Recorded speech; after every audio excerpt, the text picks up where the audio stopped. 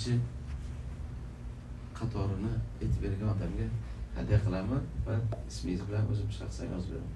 Bog'imda gullar jama. Kim aytdi? Mana hozir kim? Ismingiz nima?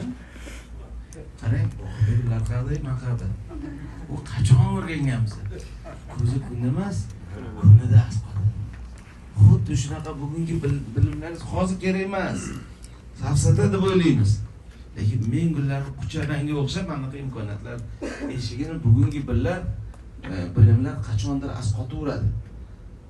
Bir burun oldida raqobatchidan oldida bo'lishimiz mana hammamiz eshitamiz bildik, birinchi bo'lib gap aytib ismingiz nima edi? Ha? Shuhratjon aka birinchi bo'lib aytdilar. Shuhrat akamdan tashqari yana kimdir aytdi?